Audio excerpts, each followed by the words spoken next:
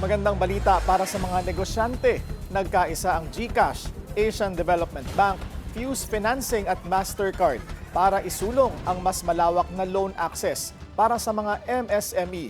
Ang detalye sa agenda report ni Joan Manalo. Supercharging financial inclusion for micro, small, and medium enterprises. Yan ang layo ng GCash, Asian Development Bank, Fuse Financing at Mastercard sa pamamagitan ng 1.75 billion pesos na credit facility at Mastercard Impact Fund na nagkakahalagang $150,000 para matulungan ang Filipino entrepreneurs na i-jumpstart ang kanilang mga negosyo.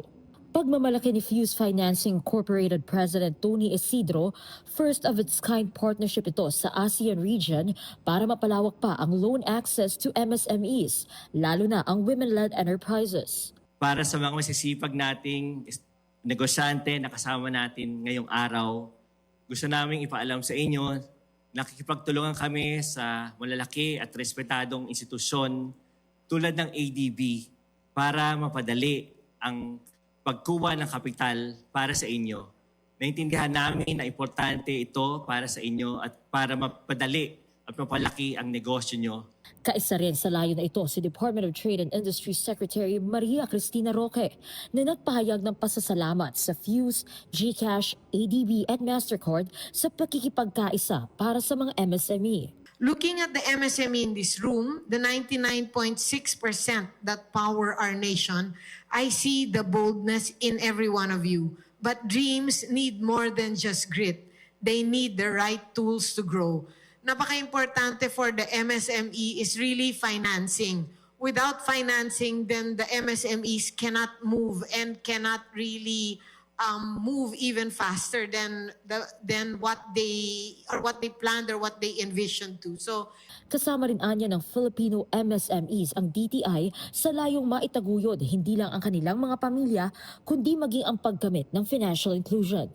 again, the opportunities in the hands of the public sector, which is us, the government. So we have a lot of opportunities, including loans. Meron din po kami. And of course, the private sector, GCash, Mastercard, Fuse, and of course, ADB. Thank you for this opportunity for them.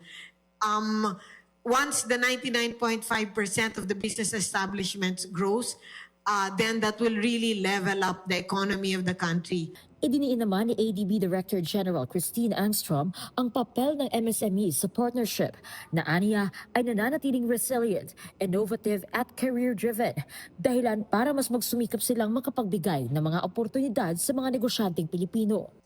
Digital finance can really help address these barriers by reducing friction, minimizing bias, and offering women greater agency over their own financial journeys.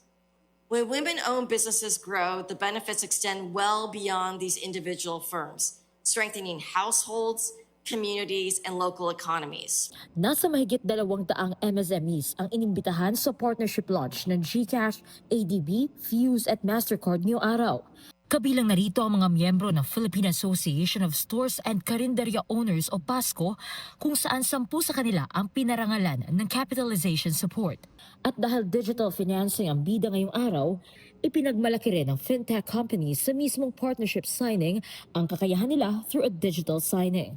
Ipinamamalas anya ng collaboration na ito ang pangako ng GCash, ADB, Fuse at Mastercard na mapalakas pa ang inclusive finance para sa mga Pilipinong negosyante.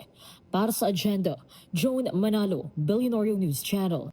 Manatiling nakatutok sa Billionaire News Channel. Sumubaybay sa aming social media accounts at mag-subscribe sa aming YouTube channel para sa mga eksklusibong balita at storya.